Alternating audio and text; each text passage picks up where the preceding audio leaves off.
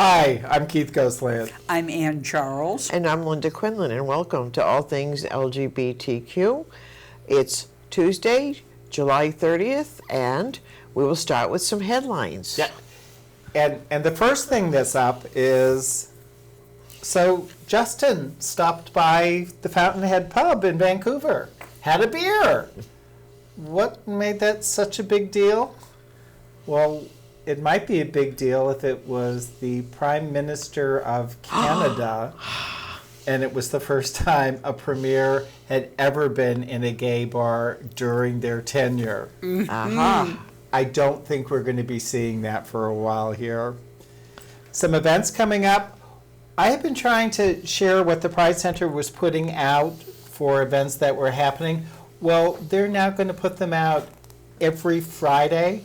So by the time I announce them here, the event will have passed. If you're interested in events, please go on the Pride Center site.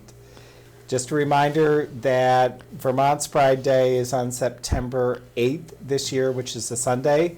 Larks and Raven, the gender-free contra dancing, Capital City Grange, 1st, 3rd, and if there's a 5th, Saturday at 8. Shout out to Out in the Open. Their summit is September 27th to September 28th in Dummerston. And Outright is doing their fire truck pull. And it's going to happen on September 28th. They're going to try and raise $100,000. Didn't they raise? How much did they raise last year? It was like 60,000 or something, wasn't it? They had an impressive, but they're going for the gold. Oh. So if you can get together a team of 12, you could win an award. So we're going to talk about New Hampshire and Maine, some of the things that have happened there with their legislation, some policy stuff. Of interest, Vermont, Ben & Jerry's, the super happy, fun America people. These are the ones who are doing the Straight Pride Day in Boston. Boo. Apparently, they listed on their website numerous organizations saying they were approaching them for sponsorship. Ben & Jerry's said, "We don't think so. Take our name off your site." And it wasn't only Ben & Jerry's. Oh, no, that's why I held this up. Yeah. Take your name off it. Bank of America, Gillette, Netflix. Travelocity, Yeah. a number of them. This week's trivia. I don't need it. But thank you. Ann was going for my lost paper. That's right. 1990, Vermont had 2 openly gay candidates running for the Vermont legislature. Who were they? What year? 1990. So what you got, girlfriend? I have many things. Chaos in Białystuk's Pride Parade in Poland. Russia arrests man over murder of an LGBT activist. Gay Chinese find a place to be themselves on a rainbow cruise to Vietnam. Owner of a gay club found dead in his apartment in Puebla, Mexico. I have a picture of him. His name is Jorge Abel Espinoza Campo. He was 55. 2 transgender women were tortured and killed in Pakistan. The Israeli education minister, whom I reported on last time, apologizes for his remarks about gays. A trans activist is released after 120 days in solitary confinement in a male prison in Egypt. I have a trailer for a gay Argentinian film that I'll tell you a little bit about. I'd like to applaud the election of a gay lawmaker in Japan, which this person hopes will spur hopes for same-sex marriage. His name is Taiga Ishikawa. He's 45. I have a picture now of him with some of his well-wishers. He's in the center. You remember Section 377 being repealed in India? Well, the 2 lawyers, Manaka Guruswamy and Arundhati Kachu, come out as a couple. So I have a picture of them. Manaka Guruswamy is on the right. So they are living their political victories. Nice. Love conquers all. That's right. Love motivates many things. Yeah. Well, I And have. speaking about motivating, Yes. Baltimore, a city disparaged by Trump. We'll talk a little about that. Nicole Mayonnaise gets Outfest Award. And this, I saw the clip, it was really good. I don't have it on here because it was a little long, but if you get a chance, Dolly Parton and Brandi Carlile sing I Will Always Love You. I saw the clip And too. they It was sing it great. together. To each other. Yeah, to each other. As you may may know or may not know, Dolly Parton wrote "I Will Always Love You." yes. So It was She's also been a very long-time suggestive. LGBTQ it was supporter. very nice. Border Patrol uses HIV status to justify family separation. Queer Latina fights on in Queens DA race as her rival claims victory. Melinda Katz claimed victory after a recount, but Cabello says it's not over yet. So we'll see how Good. that I hope goes. she wins. We announced that she had won. Yeah, because Erroneously. we thought she did. Angry Tennessee representative resigns amid Grindr allegations. Bill Sanderson says he's leaving office to tend to family business. But a blogger says he has a history of soliciting sex from men despite his anti-LGBTQ stance. Mike Pence fails to pay $24,000 to a gay-owned club in Colorado that was used for fundraising. Now, you know, why that is another question. There are so many unanswered questions. I know it. I know, and none of which I could find answers for. 2 men allegedly attacked 2 New York City trans filmmakers. Tony winner Cynthia Erivo stars as Harriet Tubman in a new movie about the abolitionists who put escaped slaves on the Underground Railroad. I have a trailer for that movie, so I will show that when we go into this a little more. So I have a few more items, but I think we'll move to regional and local news. Keith. In Vermont, it's kind of quiet right now. There is. Oh, I don't think so. Lots happening in my Really? schedule. Yeah. Not legislatively. Well, but I saw a wonderful play this weekend starring Oh, yeah. You mean the co-host, reference to if featuring you're, our if you're co-host. watching this show, then you're not at the second Yes. performance of Standing in This Place, growing Absolutely. up LGBTQ in Vermont. the whole Where- Chandler where- Pride Festival.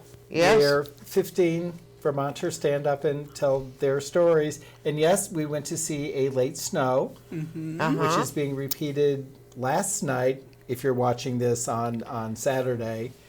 And then All Together Friday. Now Yeah, will yeah. be on Sunday. They're all 7:30 at the Chandler. You can get tickets online. And go see Keith. He's fabulous. Keith is fabulous, but I should correct myself. He's one of 15 stars. Although exemplary. They're not biased or anything, mind you.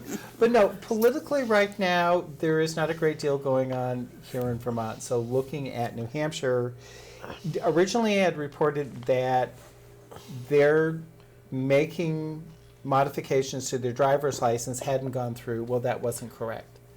That, in fact, starting next year, you will be allowed to get a non-binary option on your driver's license in New Hampshire. And that will bring to 12 the number of states that will have a non-binary option.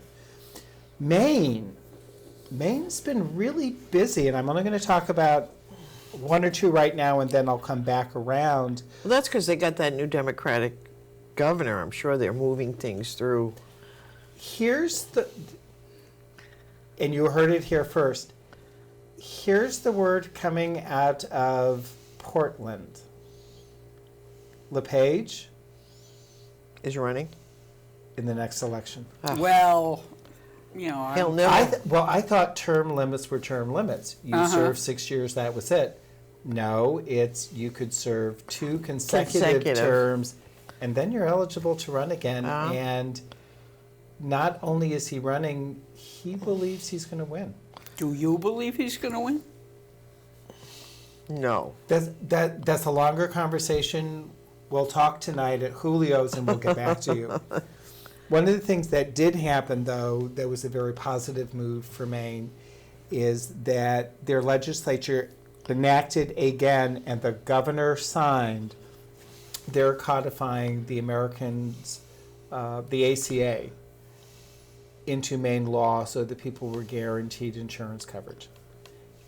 It had actually gone out to referendum before, and it passed, but LePage refused to enact it. Yeah. So there were people who were struggling to get coverage. He also refused to do changes to their Medicaid program. Right. So there were people who were being denied coverage, just for basic health care issues. So Janet Adios. Mills, people are very pleased with her. She has a high favorability rating. I hope it's predictive. LePage may have some. Competition. Yeah, I'm going to just leave it at that, and then I'm going to come back and talk about three pieces of legislation that were very specific to the LGBTQ communities. Okay. We're going to go to me? Yep. I'm Very looking good. right at you. All right. I'd like to take us to Białystok, Poland, where there was a lot of violence. It was the first ever equality march in this deeply conservative Polish city, where the LGBTQ's increasing visibility has sparked a backlash. As I've been mentioning the last few episodes, Poland has really become a site of contestation. The right-wing party has taken leadership nationally, and LGBT people are fighting back. They have a lesbian in Warsaw, right? They have mayor? a pro-gay mayor Yeah. in Warsaw. Okay. But this place that we're going to today, Białystok, is a northeastern city of 298,000, located in the Bible Belt region. It's a stronghold of this ruling Law and Justice Party. Many of the acts of xenophobic aggression have been committed here compared to other regions in Poland, said an anti-extremist member of the group Never Again. The mayor, Tadeusz Truzalowski, is an independent and eager to change that reputation. Unlike some centrist and right-wing counterparts in Poland who've tried to ban marches, he let the Białystok event proceed despite widespread criticism from the right-wing party. In February, and this is what Linda was talking about, Warsaw's liberal mayor, Rafał Trzaskowski, signed a declaration in support of LGBTQ rights, and there was immediate backlash. I reported last time that villages are declaring themselves LGBT-free. Yep. And this particular event was one of 24 such parades planned this year in Poland. Same-sex marriage and adoptions are illegal. There's no hate crime category for the LGBT community, and gay conversion therapy is legal. I have a picture before you now of the police keeping a protective ring around the Pride marchers throughout the 3-hour Pride march in Białystok, but they were outnumbered 4-1 by thousands of counter-protesters, according to local police. Nationalist football ultra fans, members of far-right groups, and others packed the parade route in nearby parks. Get out of this city, yelled a group of men trying to break through the 700-strong line of riot police protecting the marchers. Wow. This is my city, orange-haired Pride steward Purcell, 19, shouted back, warning marchers to watch out for rocks thrown by counter-protesters. Dozens of LGBTQ marchers were physically assaulted before, during, and after the parade, according to a Warsaw-based advocacy group. Then they held a vigil in front of the cathedral. Hundreds of people attended, praying, some on their knees, outside the great Białystok Theater, in which participants held aloft a banner saying reparation to God and the Blessed Mother for the sin of sodomy. Police determined the identity of 104 people who broke the law. With 77 people, actions have already been carried out in relation to committed crimes or offenses. So the organizer of the Pride used some understatement when he said, I don't really feel safe in Białystok. So it's a mess there. But they did it. It's another profile in courage from around the world. You have 2 minutes. All right, let me talk quickly about the arrest of a man over the murder of an LGBT activist. This is in St. Petersburg, and the Russian government has said it's not a hate crime because she knew her assailant, apparently. She was a political and LGBT rights activist. Her name was Yelena Grinevaya. I have a picture before you now of her in a photo at a demonstration in St. Petersburg on Tuesday. Her body was found Saturday near her home. What's particularly disturbing about this already incredibly disturbing story is that she was targeted by an online hate group that published the name and called for the murder of LGBT activists. So she appeared on this list. It began operating in 2018, welcoming gay hunters to participate in what they call a Chechnya comeback, an apparent reference to all the awful stuff going on in Chechnya. Just days before she was killed, Grigoreva wrote a Facebook post about the site.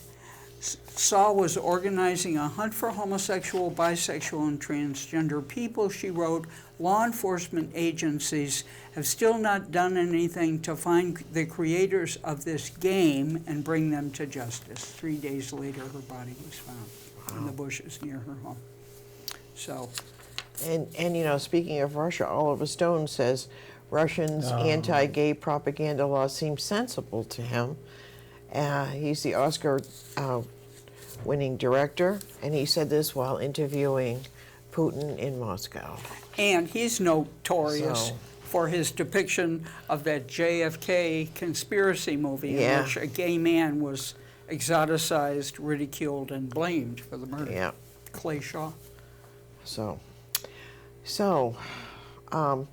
Baltimore, as we know this week, has been in the news. Oh, Really? It's a rat hole, according to Trump and his family, who own property there, by the way. If anyone should recognize a rat when they see one. Yeah, really. That was the Baltimore Star's headline. headline, I think. Yeah. Better to have rats than to be one. Yeah, that to be one. So anyway, here's a list of a few people from Baltimore. John Waters, writer and director, and Gertrude Stein, who spent a number of years there. She was at Johns Hopkins. Yeah. Billie Holiday, Divine. Christian Siriano, who's a fashion designer, and DeRoy McKesson, who is a civil rights activist. So that's just to name a few who have come from there. And then Nicole Maynes gets Outfest Award. And it's a win for all transgender people and horror films. You'll like this one, Ann. You like I horror think we films? should watch it. Being ironic. Nicole Maness is the first transgender superhero on CW's Supergirl. Britt, the actress, starred as Laurel, a transgender who finds herself recruited into a gang of queer female vampires. And I have Okay, that's more up Linda's alley. I know. I love that stuff. And so here's a picture of the two stars of this particular show. Border Patrol uses HIV status to justify family separation. HIV organizations are trying to quickly mobilize to fight this trend. The Border Patrol's justification is scientifically unsound and morally outrageous. The Border Patrol is saying that they are doing this because HIV is a communicable disease. However, it doesn't take children away from parents who have the flu or the measles. So it's all pretense. But Border Patrol Chief Brian Hastings would only answer the Judiciary Committee that, well, sorry, this is our policy. End of discussion. Oh, I know. So I'm going to do a little trailer here and show Tony winner Cynthia Erivo stars as Harriet Tubman in a new movie about an abolitionist. Out actress Janelle Monáe co-stars as Marie, a free black woman who helps arm and train Harriet for the work of rescuing slaves. So here's the trailer, and the movie will be coming out soon.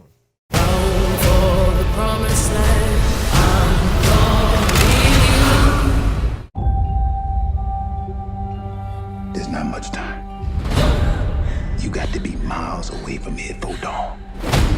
Where is she? Follow that North Star. If there are no stars, just follow the river. Listen for them.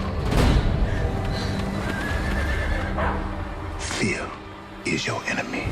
Whoa, easy now. I'm gonna be free or die.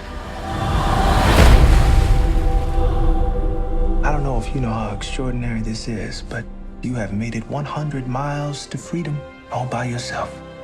Would you like to pick a new name to mark your freedom? Harriet Tubman. You are welcome here anytime. If I'm free, my family should be too. I made up my mind, I'm going back. You're confident, composed. When trouble comes, You'll be ready. Papers. Says here you're 5.5 feet tall. You ain't more than 5 feet. Must have won my high boots that day. Why you back here? It ain't safe. I come to get you. Bring all of you to freedom. Do you know what would happen if you got caught? You got lucky, Harriet. I made it this far on my own, so don't you tell me what I can't do.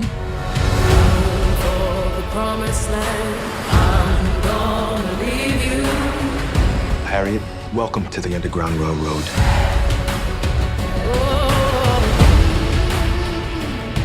Everybody, everywhere is looking for you. God don't mean people to own people.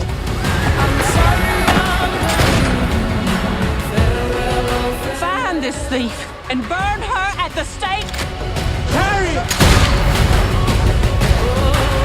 I would give every last drop of blood in my veins until this monster called slavery is dead. Ready?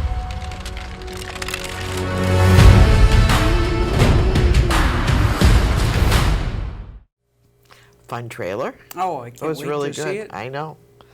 So Keith, we'll go to you now. We will? No.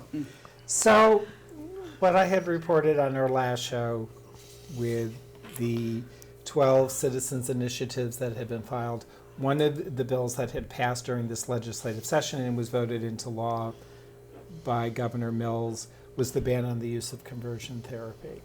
So people need to watch very closely what happens with the Citizens Initiative, because again, this is one of those places where the LGBTQ community always feels vulnerable as soon as you start talking about youth.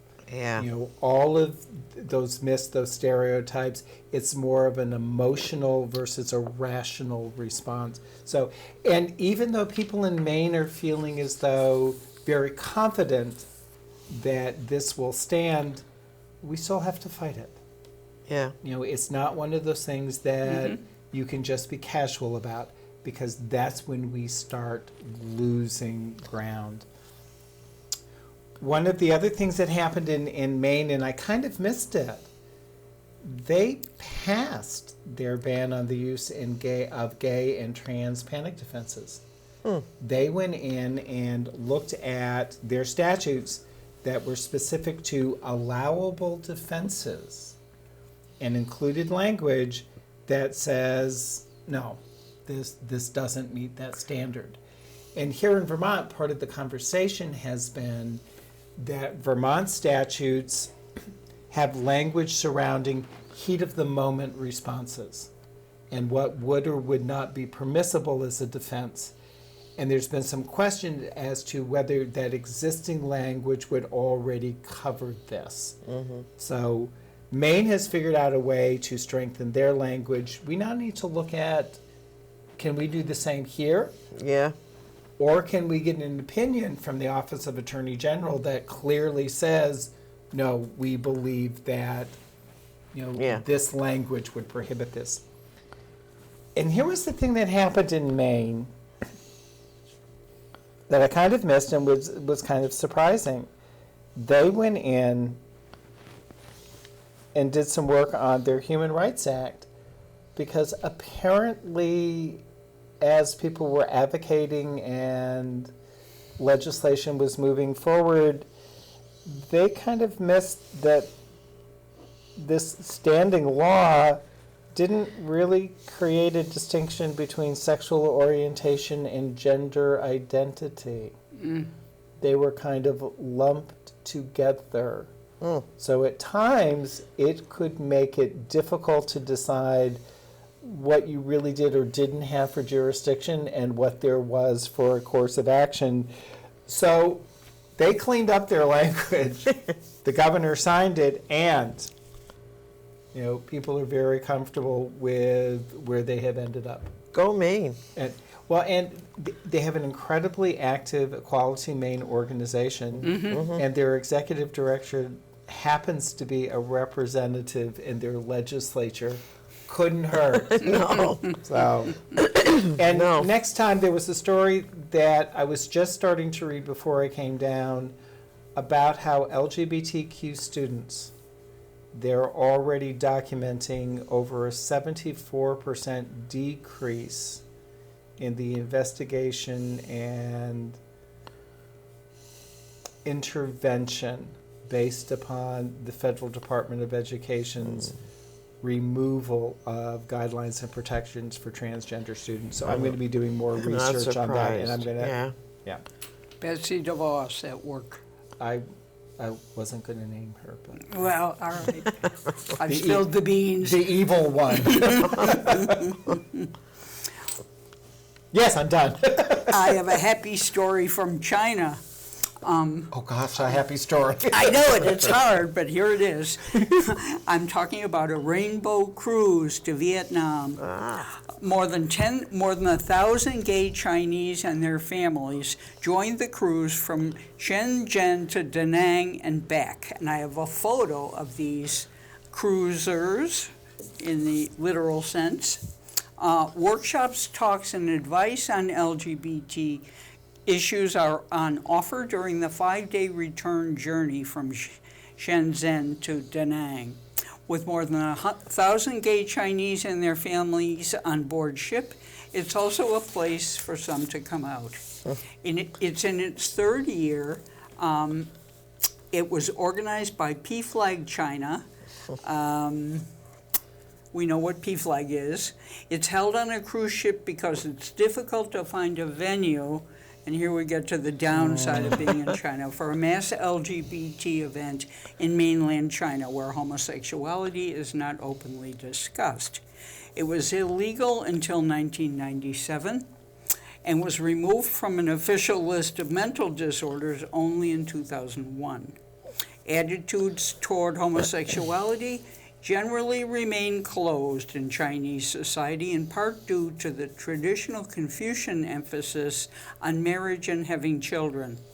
Although the LGBT community is estimated as 70 million people, and vibrant gay scenes do exist in the mainland's large cities, for many it's a struggle to be accepted by their families and society.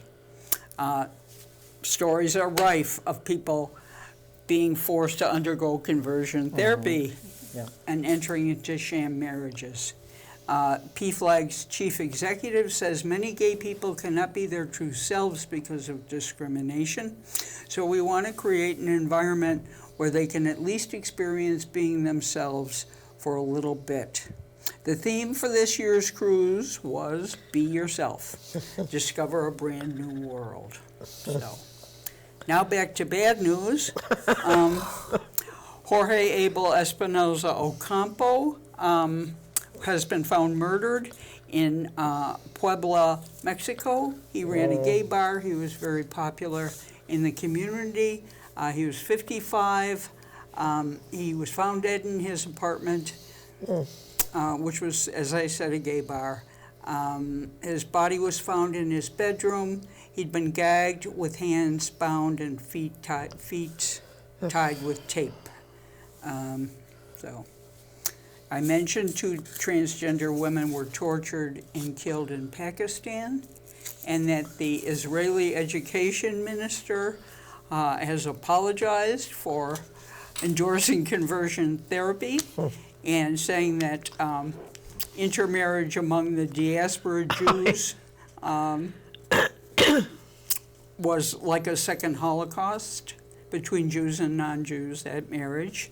Now he's changed his tune entirely. He vehemently opposes conversion therapy. Wow, So what I don't know brought what on was the going on. conversion? Yeah, he got some pressure from somewhere. All right, let me show you a picture of a 19-year-old transgender woman who spent 4 months in solitary confinement in Egypt. Her name is Malak Al-Kashef, and she was released because of the pressure on social media. And In Egypt or in the world? In Egypt and in the world. And I have to include this next story because it involves a tape that I'm going to show. The film is The End of the Century. It's a gay-themed romance from Argentina. The film synopsis is follows. In his alluring debut feature, Lucio Castro offers both a sun-soaked European travelogue and an epic, decade-spanning romance. When Acho Juan Barbardini, a 30-something Argentine poet on vacation in Barcelona, spots Javi Ramon Pujol, a Spaniard from Berlin, from the balcony of his Airbnb. This is all so contemporary. The action is subtle but persistent. After a missed connection on the beach, a third chance encounter escalates into a seemingly random hookup. But these are 2 merely beautiful strangers in a foreign city, or are they part of each other's histories? Or maybe even their destinies? Observe the trailer now. ¿Y estos quiénes son? Ay, ¿no te he presentado? No. La tía Terrusé. Ah, los espaguetis riquísimos.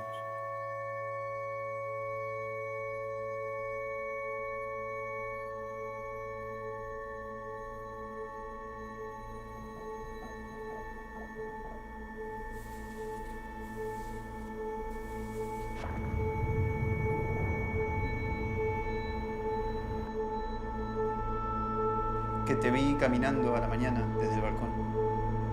¿Qué pasa, que vives en el balcón? Sabes, tengo una sensación extraña. ¿Que no te gusta? Sí, pero tranquilo. siento como que ya te conozco desde antes. Claro, ya nos habíamos conocido.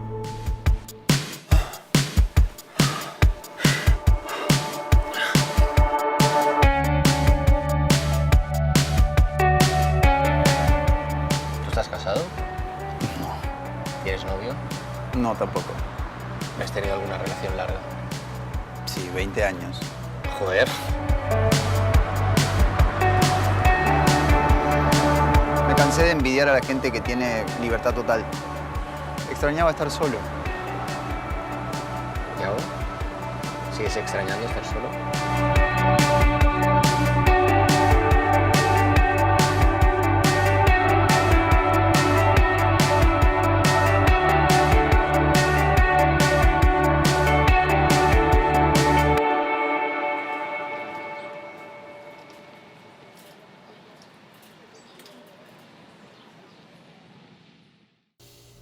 Is that going to come to the States? Well, it's in the States. It's opening August 16th in New York and LA. then I hope it spread comes around. to Vermont. Yeah. Okay, good. And Well, this is a departure from your obsession with the Mexican soap operas. That's right. I want to follow up on those stories. absolutely. And we have a good story here in Puerto Rico. Governor Ricardo Rosselló is finally resigning after he made homophobic and sexist remarks on Twitter. Puerto Ricans marched for days. They rallied and demonstrated in the streets. We could learn a lot from this. Ricky Martin joins thousands in the protest, and I have a picture of him at the protest.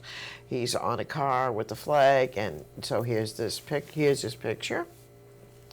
So good for them. Yes. That's been hailed as a victory of the streets. people. Yeah. And like I said, we could, be doing a lot more of that ourselves. Racine, Wisconsin bans conversion therapy. Good. Soccer star Megan Rapinoe scores a book deal. Oh. And on a sad note, another black transgender woman was found fatally shot in South Carolina. Denali Berry Stickley is the 12th transgender woman to be killed in the United States so far this year. Of which we're aware. Yeah, exactly. New Jersey lawmaker slams colleague over remarks on LGBT adoptions. Representative Chris Smith said that these children would be better off in orphanages than with LGBTQ homes. Frank Malone, Democrat, wrote on Twitter that Representative Smith should know better, that LGBTQ parents are just that, parents, and that LGBTQ people provide just as much love and care as heterosexual families. He should resign. Yeah. And New York's most homophobic politician was caught lying about his own nonprofit. Ruben Diaz, the 76-year-old Pentecostal minister turned politician, he just may have had his fingers in the cookie jar. I'm shocked. Is he an NRA board member? Yeah, no kidding. He might be. I think there's some competition to be the most homophobic person in New York, though. And then there's a little Massachusetts story. Being A Chelsea competition, girl. a competition. Is Holyoke the new Northampton for LGBT politics? Ooh. I know. Josie Valentin won the Holyoke Ward 4 City Council seat last month. In 2011, openly gay candidate Alex Morse received national attention as the country's youngest and out politician who went on to secure the city's highest elected official as mayor. He was reelected this year, and an openly lesbian candidate, Josie Valentin, won the seat on the city council. So I don't know. There we go. We'll see. And not surprisingly, for this last story, short story here, LGBTQ people are being made homeless because of religion. No surprise there. Nearly half of young LGBTQ people who are left homeless after coming out are from religious backgrounds. That is according to research by the Albert Kennedy Trust, which supports young people at risk of homelessness. The majority are from Muslim and Christian families. So, and Democrats, senators demand Pompeo reverse visa denials for LGBT diplomats partners abroad. So there we have it. Are we going to move to the interview now? I think we're going to go to the interview. We and have then- an interview? And then we have trivia. A lot coming up in the next 5 minutes. So do you want to tell about Well, no, it's the your interview? job. It's my job? Yes, Okay. you're at the head of the table. But Linda wants to introduce Jane Lindholm, who is from NPR. Vermont Edition. Yeah, see? Vermont Edition, which is on, I think, noon mostly Yes. during the week. Yes. Monday through Friday. Repeated 5 on days a week. weekends. I listen to it a lot. I really like it. So here's the interview with Keith and Jane. So this week, I'm just excited with the person who has agreed to be interviewed on all things LGBTQ. And as I said before we started, you may not recognize her face, but you will recognize her voice. Please welcome Jane Lindholm, VPR, Vermont Edition. But why a kid's child pod, which we will talk about. But I'm just going to jump in with both feet. Great. You've won some impressive awards from the National Public Radio. One was for hand milking cows, and the other was on tiny houses. Welcome to Vermont. But you also recently were given an award by the Pride Center. And as part of your acceptance speech, you recounted how someone who was in attendance had come up to you and said, well, her hair looks dyke, but she's just really femmy. That's right. And then you made a statement that got people's attention. You said, people should not doubt that you're a member of this community. First, thank you. And can we talk a bit about how you came to make that statement and why that place, that time, and what made it important for you to say that? Well, the award was really special. To be recognized for the work that we are doing at VPR and on Vermont Edition to try to make sure that everybody in our community feels like they are included and a part of the conversation and not spoken about, but spoken to and spoken with. That award felt just wonderful. But it was also personally gratifying because, yes, I am a queer person and I married a man, but had I not met him, had things gone a different direction, I may well have married a woman or perhaps not been married at all. And it's an interesting thing to basically live a heterosexual life, but not necessarily be a heterosexual person, and an awkward thing to reveal or not reveal. I mean, it's sort of, what are you just going to insert it into a conversation? By the way, I'm queer. Okay. So it's not something. If the hair doesn't give you away. I know, if the hair, yes. Well, the hair was, like sort of a calculated decision, but, And a good one. Thank you. You're welcome. But yeah, it felt like this was a place where it made sense. It doesn't often make sense to insert that part of myself into a conversation. It either feels gratuitous or like I'm trying to score points with somebody I'm talking to or something like that. And so it felt like an appropriate place to say, this is really powerful to me personally because it just feels like a nice acknowledgement from a community that I don't go out socially very much. I don't have much of a life outside of my family and my work at this point in my life. And so it just was nice to feel like I was a part of a community that's important to me. And being one of the people who were sitting there, you're somebody of prominence that people look to and look up to, and having you be willing to say, and I'm one of you. I particularly think of the youth who were sitting in the room who said, I can be her. You know, you then made it a possibility for them. That's nice of you to say. I hope so. I mean, I, in my own personal life, don't have to fight a lot of the battles that my queer friends do, and I recognize that. But when we start talking about some of the stories you've done, and I sort of just briefly scanned, and you did things ranging from summer gardening to talking about addiction and recovery and being LGBTQ in rural areas. So there's a real conscientious effort of, I want to reflect back the people who were here, Mm-hmm. and not necessarily the people who usually have a voice or Mm-hmm. being seen. So when you're looking at doing a story, how do you approach it, and how do you decide what it is that you're going to do? Well, the first thing is that we are a team. So there are Okay. 3 full-time producers at Vermont Edition and me, and we all together come up with our ideas and push each other on what should we be doing and how should we be doing it, and what's the fresh angle, or what do we need to keep in mind. So it's very much a team production. Much like we are here, That's right.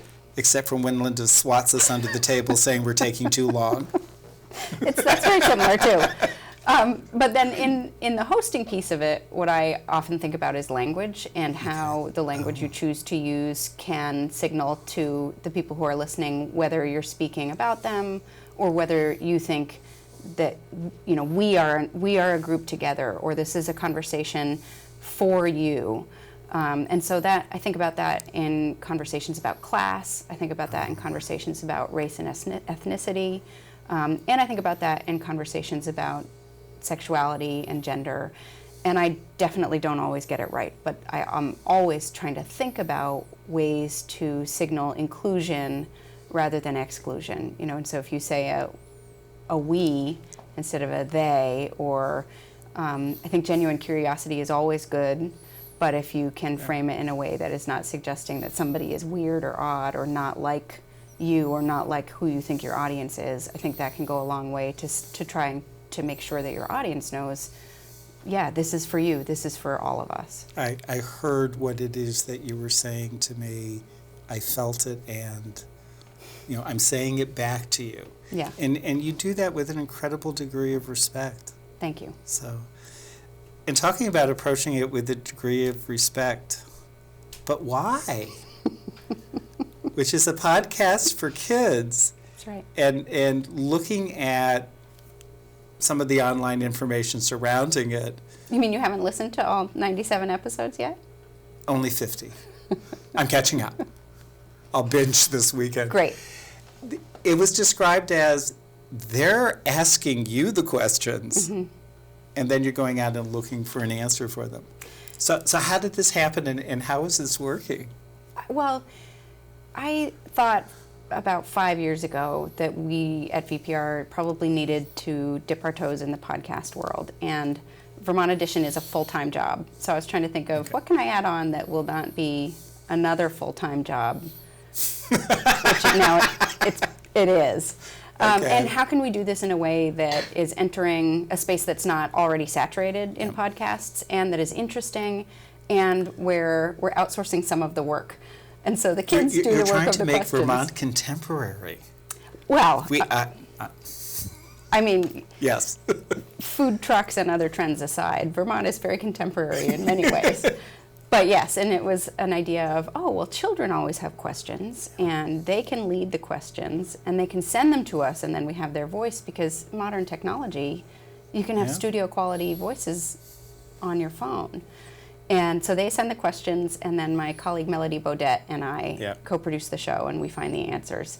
And it's been just immensely gratifying and a lot more successful than we thought it would be. So we've had questions from kids in all 50 states and more than 50 countries. Oh, that's impressive. Millions of downloads, more than 4,000 questions submitted. So we would never run out of episodes. What's your most challenging question? There are some that we just haven't done that are too challenging. Okay. The ones that I really like that are challenging. We had a lot of questions about death. What does it feel like to die? What happens when you die? Why do people die? And that was an episode I was so excited to do because I think kids deserve real answers and respect. Another question we got was, is it ever okay to do something you've been told not to do and then never tell anyone about it? Okay. That was a fun and your episode. answer was? Sometimes. Okay. Yeah, we asked kids that question, so we had them send us answers, and there was a real difference in the nuance of the answer depending on how old the kid was. I was listening to a commentary actually just last night where one of the commentators were talking about the difficulty talking to children right now given the current federal administration, where we're telling children you shouldn't be doing these things, but here is an administration that clearly is. And how do you reconcile, that conflict? Yeah, that's actually why I started the podcast, was because kids listening to public radio in the backseat and hearing things that are very confusing and What does this piping really up. mean? And the podcast is not an answer to that. It's sort of an alternative. So if you can't listen to the news with your kids because there are things that you either don't want them to hear or you can't answer, you can tune into the podcast. But my fantasy is to host a weekly news show for kids where you do tackle those news questions, but at a level of maturity and vocabulary that they can understand. Well, you took Vermont Edition from being a weekly production to a daily production, so I'll be waiting to see. I can claim no credit for that. They brought me on when VPR was ready to do that. I was going to say, they give you full credit for that. They say that you are the person who made I was that the happen. first host for the daily program, first and only so far. So, Although Bob Kinzel does Fridays. oh, that's true. I was going to say, so you had mentioned before we started taping that you are originally from Vermont and went away for a while and then came back. What drew you back to Vermont? Primarily family. Okay. My dad has been here my whole life, and my dad and stepmother were raising my little brother and sister, and they were kids who I wanted to be their sibling and not some distant older relative. When I moved back, I had 4 grandparents who were all alive but aging, and I wanted to be near them. I was living in California. I was directing Marketplace, the business Yes, I show. know.